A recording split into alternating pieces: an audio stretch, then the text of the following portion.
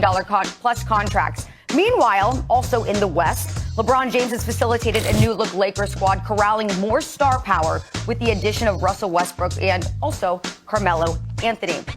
So, Stephen A., who would you say is more motivated heading into the upcoming season? Is it LeBron or is it Steph?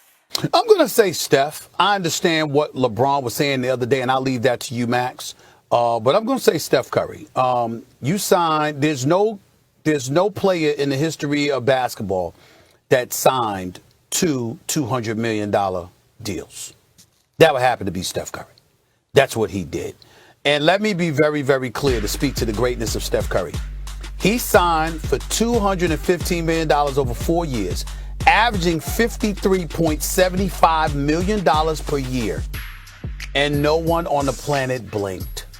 Because we all know he deserved those damn dollars. He's Steph Curry. He is the greatest shooter that God ever created. It is that simple. And if anybody deserves this money, it is him. He is a sniper extraordinaire, the most elite sniper the game has ever seen.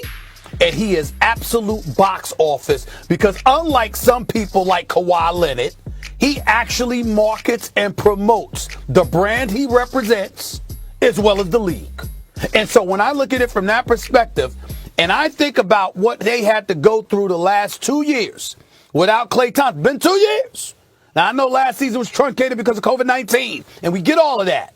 But the last 2 seasons, the Golden State Warriors have not had the services of Klay Thompson.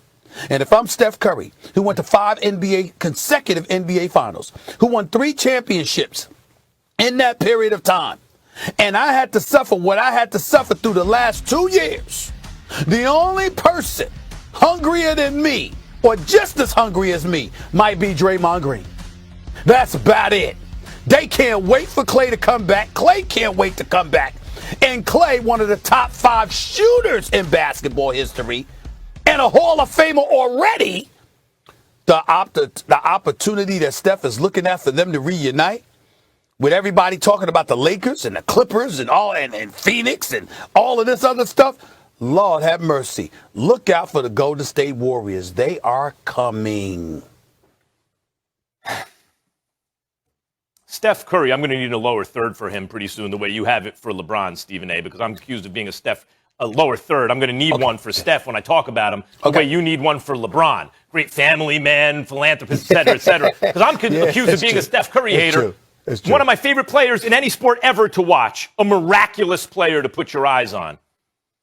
I point out that something like in overtime, in a winner-go-home game this season, it's not just that they lost. He scored 0 points.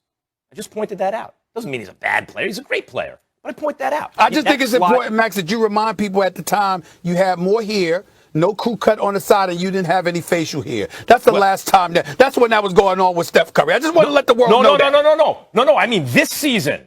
This season when they made the play-in game. Oh, right? Okay. The reason that doesn't even occur to you because it wasn't reported. No one noticed it. But in overtime, in a winner-go-home game, this season, he scored 0 points. And no one bats an eye. Could you imagine if that was LeBron James, who scored 0 points in overtime of a winner-go-home game?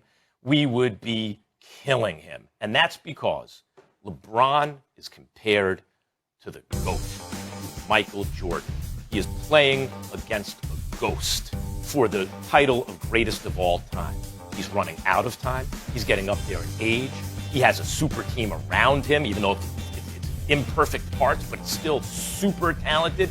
You always bring up, if I say, hey, could Steph ever be the greatest player ever? You talk about his height, and you'd be right. He's 6'3". He's the greatest 6'3" or under player ever. But because he's 6'3", he ain't ever going to be the greatest player who ever lived. Right? He's already reached the mountaintop of what he's capable of doing in terms of his own legacy that way. We thought that coming into last year. And look at what he did last year. Because he's great. He was as good as he's ever been. And he's great. But he is not challenging MJ. That's what LeBron's up against. He does not have 6 championships. He does have a super team around him. No excuses. He is LeBron James. He's facing the most pressure, like we were just talking about, and he's got to be the most motivated. I'm going to say something to you, Max Kellerman. I think you need to buckle your seatbelt for what I'm about to say. because it's really true. You're right. Steph doesn't compare to MJ. Size and height has something to do with it. His lack of defensive prowess has a lot to do with it because he certainly was not even close to the defender that Michael Jordan did. But offensively, I can make a conversation that Steph Curry is in the conversation of MJ. We have never seen a shooter this phenomenal. Ever. Ever. And let's understand. And see, no, he didn't have the aerial assault. He didn't have the aerial arsenal that Michael Jordan had. Couldn't finish at the basket the way Michael Jordan could or whatever. Steph Curry, we usually see offensive players, Max, and with the exception of a Kareem Abdul-Jabbar, Wilt Chamberlain that's over 7 feet tall and dominant because of their height and size and the skyhook, of course, we usually look at guys, and there's not a single player that we look at and we say Michael Jordan couldn't do that. We didn't see LeBron. We don't see LeBron. We didn't see Kobe, Vince Carter, or anybody else do anything that we felt Michael Jordan couldn't do offensively. Michael Jordan couldn't shoot like that. Well, if you want to say nobody could shoot like that. If you want, no doubt. If you want to say foot for foot, Steph is the best offensive player ever. Fine, but no, you know what else Michael Jordan couldn't do? I'm not saying he's the best. I'm just saying that as an offensive talent, because of Steph Curry's marksman ability, because of his ability to just shoot with his eyes closed. We made a big deal about what Michael Jordan did at the free throw line, closing his eyes and hitting the free throw against the Kemba Tumble and the Atlanta Hawks. We're seeing Steph Curry shoot 40-foot jump shots. Okay, let me ask you a different way. We can't say anything. Is there any universe ever where Michael Jordan could play overtime of a win-or-go-home game and score 0 points in any universe? It would never happen. It happened to Steph. No one bats an eye. I'm not bringing it up to hate on Steph. I'm bringing it up to say the standards are different for Steph because he's shorter than a guy like LeBron. Let's not just point shorter. Let's point the fact that, again, because you're relatively smaller, his movement without the ball, you're required. Well, keep talking about my squad. Our personnel ages, the way he plays, he stays injured, or past our time in this league, et cetera, et cetera, et cetera. Do me one favor, please, and I mean please, keep that same narrative energy when it begins. That's all I ask. Hashtag thank you. Okay, so experience over age clearly is the mentality for the Lakers this year. Will LeBron and the Lakers win the title next year, Max? No, they won't, because they have not done enough to pass the Nets. They've done enough to be a real challenge, not one of these fake challenges where if the Nets are healthy like last year, LA's healthy, the Nets are healthy, I think the Lakers are going to be. No, they weren't going to. No one was going to take a healthy Nets team 7 games. You saw what KD just with Kyrie, without James Harden last year, without Harden, who was game for game the best player in the league last year. Just KD and Kyrie were whooping up on the Bucks, who won the championship so bad early it was embarrassing.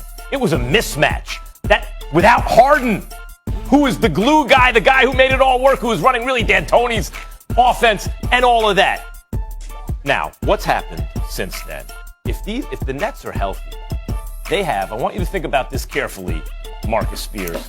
They have, at their size, the 3 greatest all-around scorers. They can score from anywhere, who ever lived. At their size. You know, Harden's like 6'5". Yeah, I'm not saying he's better than Michael Jordan scoring the ball. I'm saying, show me anyone 6'2" who could score like Kyrie from anywhere. Free throw line, 3-point line, layup package with the handles, the whole thing. Same thing with Harden, same thing with KD at 6'11".